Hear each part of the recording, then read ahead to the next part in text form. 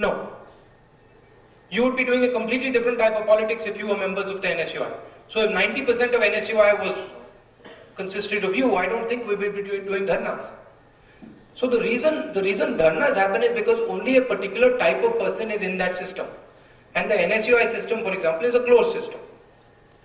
Because there is no clear entry into that system and there is no clear progress in that system.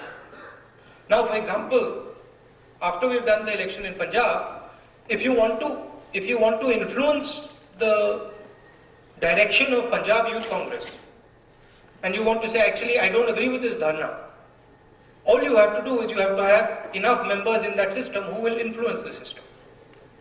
Do you see what I'm saying? That's the first. There's a second question. The first question, how do we ensure that elections are free and fair? This, by the way, is not an easy thing to do. And we had a long discussion about this in the Youth Congress about one year back.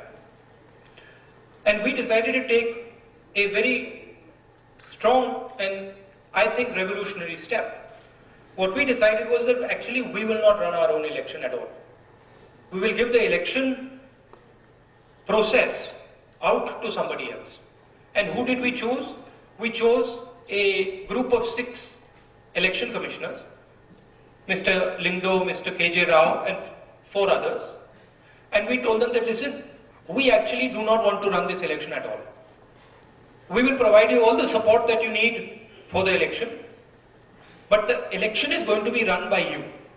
So our election, even though we develop the election and we do the work of membership and all that, the actual election decision and the actual election is not run by us.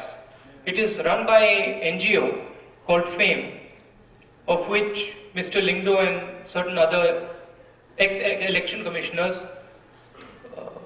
are the heads. So the responsibility for running our election is theirs.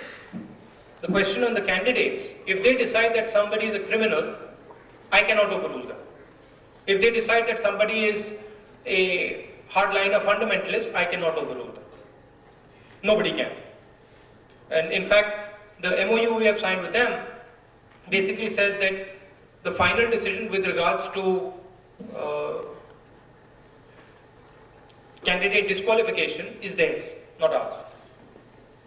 So we actually discussed this, and we felt that if we were to hold the elections ourselves, it would become very difficult for us, especially if we are holding the elections for the whole country, to hold them fairly. So we basically handed them out. Does that answer your question? Yes. I just had a couple of more questions, but I'll wait till the end. Okay. Thank you. That's very polite of you. Are you an engineer? What do you do? I work with an NGO. Okay. Which NGO? I work with the Friends of Women's World Banking. Okay. It's a microfinance. Okay. Good afternoon, Mr. Gandhi. Where are we? Okay. Thank you very much for spending time and talking to the young people of India, because sometimes we feel that our voices are not being heard. So it's great to have you here, first of all. I had the privilege of working at the National Knowledge Commission under the guidance of Mr. Chan Pitroda. So it was a great experience, and thank you for that as well. So, actually, you rightly said that, getting people from grassroots and having people who can actually represent is very necessary in this day and age. And that kind of conforms to the inner party democracy also that you talked about. Because getting elected is one thing, and then effectively living up to the expectation is quite another. And for that, maybe you need strong research skills as well. I mean, I remember that while I was at London School of Economics studying for my law, my British counterparts used to go and ask the local representatives and MPs in terms of how better research can be carried out, so that they are well informed as to what is going on in their constituencies. So, is there any, possibility of starting something like that at the national or even state level here? If somebody wants to contribute, how can one go about that? I run that type of a system in my constituency. So, we do a lot of this type of work in my constituency and in some of the neighboring constituencies.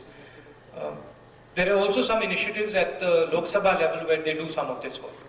But you have to realize that the scale of India compared to the scale of the United Kingdom are two different things. I was in the United Kingdom some time back, they had invited me and I was talking to the Labour Party and the Conservative Party and different political parties there. And Gujarat is bigger than the United Kingdom, just to give you an idea. So yes, we can learn a lot from them, and we can learn from other countries. But the reality is that there is no other country, no other democratic country in the world the size of India. In fact, India is bigger than Europe and the United States put together. So some of the real problem in India always comes down to numbers. We can fix the problem in small parts of India. The problem actually starts when we say, okay, how do we do this for the whole country? And then on top of the size of India, you have to overlay the complexity of India. So something that works in Gujarat does not work in Uttar Pradesh. Something that works in Uttar Pradesh does not work in Maharashtra. So the complexity and the size of India are completely different than any other country. And we have to, in a sense, develop completely new ideas. Research will always help.